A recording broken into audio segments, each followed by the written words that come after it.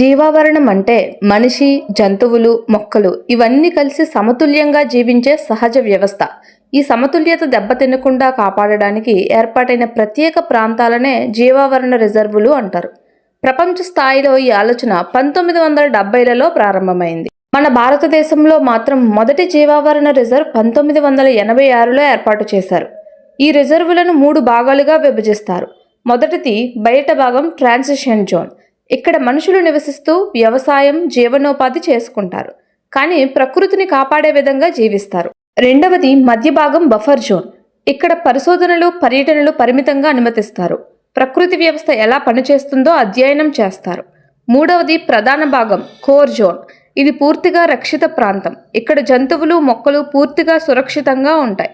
మనుషుల ప్రవేశం చాలా తక్కువ. జీవావరణ రిజర్వుల వలన మనకు శుద్ధమైన గాలి, తాగునీరు లభిస్తాయి. వాతావరణ మార్పులను నియంత్రించడంలో ఇవి సహాయపడతాయి. వ్యవసాయం, ఔషధాల కోసం అవసరమైన మొక్కలు ఇక్కడ సంరక్షించబడతాయి. అలాగే పరిశోధనలు, పర్యాటకం ద్వారా ప్రజలకు ఉపాధి అవకాశాలు కూడా పెరుగుతాయి. అందుకే జీవావరణ రిజర్వులు ప్రకృతిని కాపాడడమే కాకుండా మన భవిష్యత్తును కూడా రక్షిస్తాయి. ప్రస్తుతం మన దేశంలో మొత్తం 18 జీవావరణ రిజర్వులు ఉన్నాయి. ఒకటి కోల్ డెజర్ట్. ఇది హిమాచల్ ప్రదేశ్లో ఉంటుంది. ఇది 2009వ సంవత్సరంలో బయోస్పియర్ రిజర్వ్గా గుర్తింపు పొందింది. Nanda Devi biosphere reserve. ఇది ఉత్తరాఖండ్ రాష్ట్రంలో ఉంటుంది. ఇది 1988వ సంవత్సరంలో బయోస్పియర్ రిజర్వ్గా గుర్తింపు పొందింది.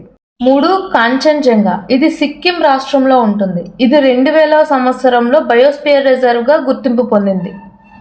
4 మానస్ నేషనల్ పార్క్. ఇది అస్సాం రాష్ట్రంలో ఉంటుంది. ఇది 1989వ సంవత్సరంలో బయోస్పియర్ రిజర్వ్గా గుర్తింపు పొందింది. 5 దిబ్రూ సైఖోవా. ఇది అస్సాం రాష్ట్రంలో ఉంటుంది. 1997వ సంవత్సరంలో ఇది బయోస్పియర్ రిజర్వ్గా గుర్తింపు పొందింది.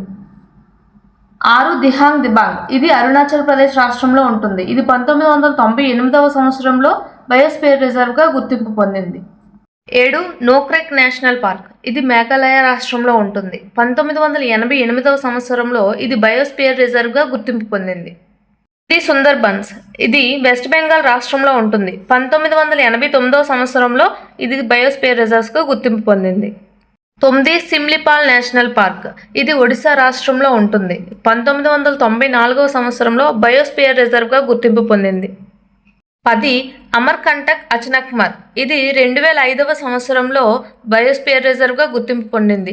ఇది ఛత్తీస్గఢ్ మరియు మధ్యప్రదేశ్ రాష్ట్రాల మధ్య ఉంటుంది.